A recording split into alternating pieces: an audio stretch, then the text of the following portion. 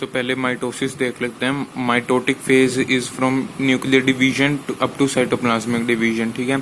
जिसमें G1 phase है वो सेल इज मेटाबॉलिकली एक्टिव होता है इस फेज में, और क्रोमोसोम को मोनेड बोलते हैं, जबकि क्रोमेटिड भी मोनेड ही है। बट एस फेज में क्या होता है, डीएनए डुप्लीकेट कर जाता है, डाईएड बन जाता है, और इसमें 2 क्रोमेटिड हो गए बट क्रोमोसोम नंबर सेम ही रहेगा, 46 to 46, but here chromatid 46 to 92। G2 phase में प्रोटीन सिंथेसिस होगी। G0 फेज क्विसेंट फेज भी बोलते हैं, हर्ट सेल्स या nerve cells. Animal mitosis only in the somatic cells, जबकि प्लांट में both haploid and diploid cells can show mitosis. और animals में एक्सेप्ट मेल हनी बी, जिसमें हैप्लॉइड में डिवीजन होती है, इस बाकी में टू एनी डिप्लॉइड सेल ही डिवाइड करेगा, ठीक है।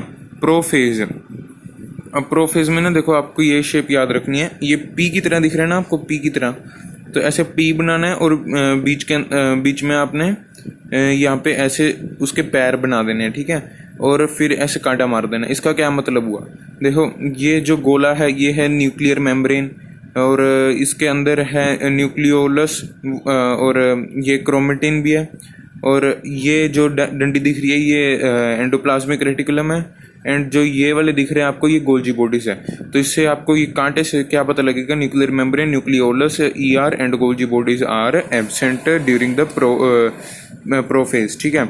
और फिर मेटाफेज के अंदर आपको ये एम बनाने हैं, बाबा सारे एम बना देने हैं, ठीक है, और बीच में ऐसे सर्कल और साइड में 2, ये इसका क्या मतलब हुआ, ये हो गया हमारे सेंट्रोसोम, बीच में मतलब मेटाफिजिक प्लेट, और ये एम हो गया मेटाफेज, ठीक है।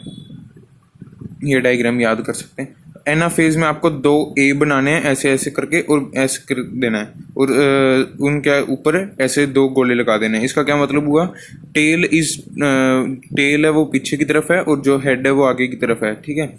और फिर टी फेज में आपने एक टी बनाना है, और उसके ऊपर एक छतरी बना देनी है, और फिर वैसे ही ऑलमोस्ट सेम ही है। उसमें क्या है कि क्रोमोसोम है वो कंडेंस होने शुरू हो गए हैं, ठीक है, तो वो क्रोमोसोम कंडेंस दिखेंगे फॉर्म में। बट इसमें क्या होगा आपको, क्रोमोसोम है वो टेंगल हो गया है, क्रोमेटिन बन गया वो दोबारा से, ठीक है, और ये सब कुछ आपको प्रेजेंट दिखेगा।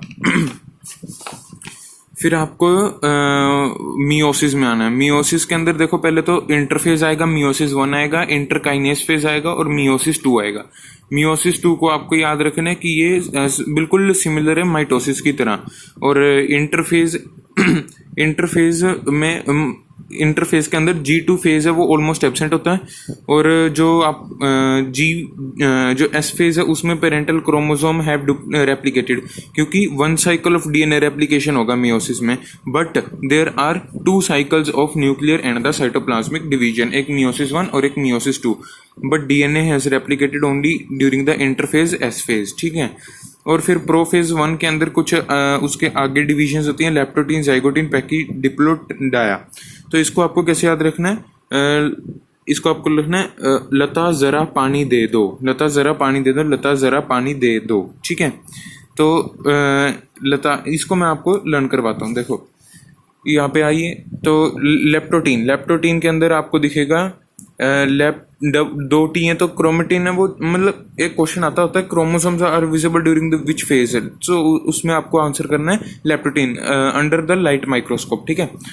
फिर उसके बाद आता है अपना जरा से आपने को याद आएगा जाइगोटीन में आपको 2 बाइवेलेंट बनाने हैं, ठीक है, और उसके बीच में ही Z बना देना है। इससे आपको क्या याद आएगा, साइनेप्टोनिमल कॉम्प्लेक्स।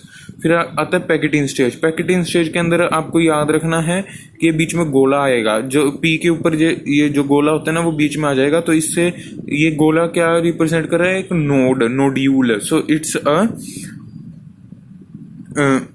Recombination nodule. सो फिर उसके बाद आएगा आपके पास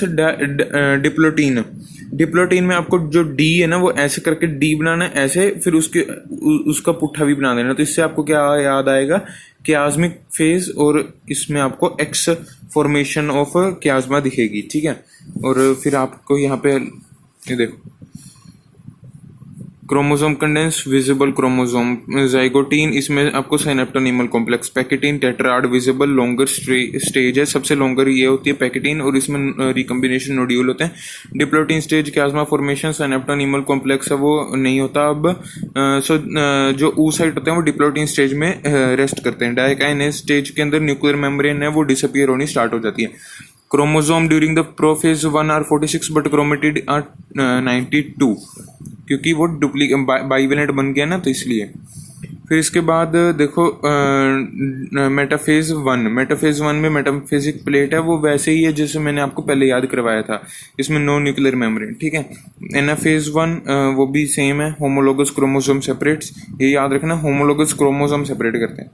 फिर है अपने पास टीलोफेज में दोनों न्यूक्लियर मेम्ब्रेन और न्यूक्लियोलस एक बार तो आ जाते हैं, फिर मेयोसिस 2 के अंदर दोबारा से एब्सेंट होंगे और क्रोमोसोम यहाँ पे 23 हो जाते हैं और क्रोमेटिड है वो 46 हो जाते हैं। डाइएड्स आर फॉर्म्ड, तो ये डाइएड सेपरेट हो गया, यहाँ पे भी डाइएड सेपरेट हो गया, ठीक है।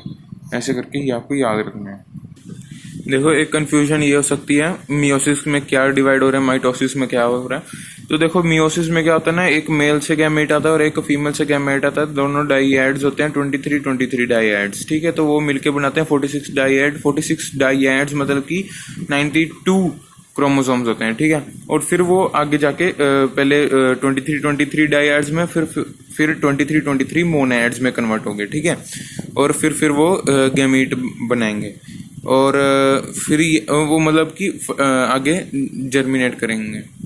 और जो ये 23 माइटोसिस में क्या होता है, 23 डाइएड और 46 मोनैड्स और है, ठीक है ना, एंड नहीं है, मतलब ये दोनों में से आप कोई भी ले सकते हो वर्ड और उसको डिवाइड करना होता है, ठीक है।